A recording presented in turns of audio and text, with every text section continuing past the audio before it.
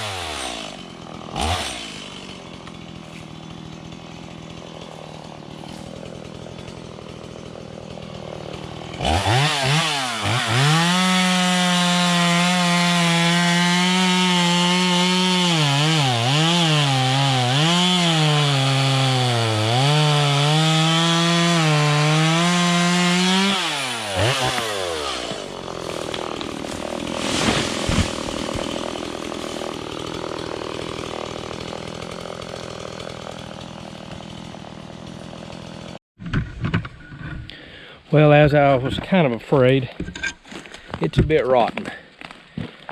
You see this whole edge right here is rotten. However, about 3/4 of this is still solid. Maybe you can see better on this piece here. You can see this whole section is starting to get pretty rotten, whereas all this is solid and would make firewood. I'm just trying to determine if this is going to be worth my time. See, here's an old rotten piece I slabbed off. It feels light as cork. For outside firewood, this may be okay. This section's looking better and better. However, that whole top section is rotten.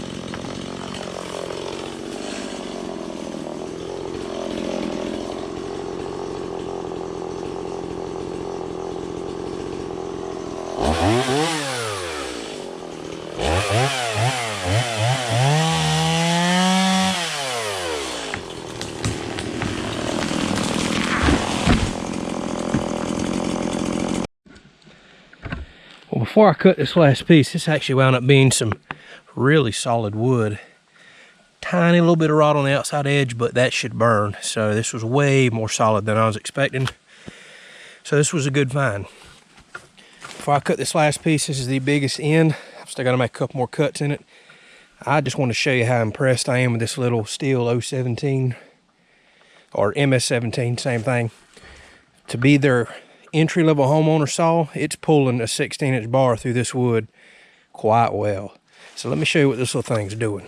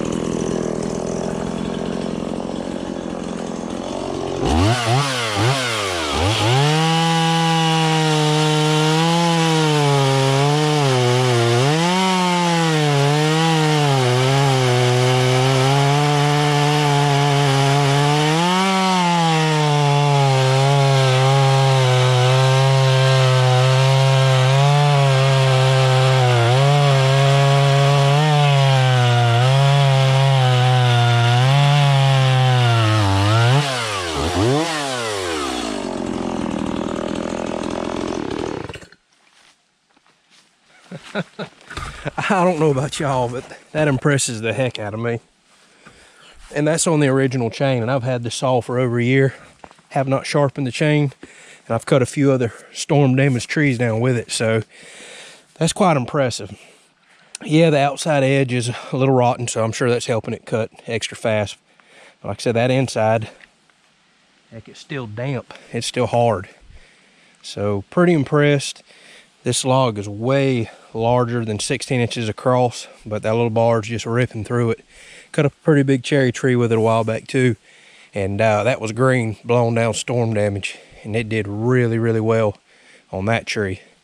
Am I recommending you go get a little MS17 for firewooding? No, not at all. But if you're on a budget, can only handle one saw, and going to cut some firewood, want something for lemon, for 199 bucks, that is a hard saw to beat. And I find myself picking that up way more than my larger saw just because of how lightweight and convenient it is. Well, let me get all this loaded up, get it hauled down, and we'll start splitting.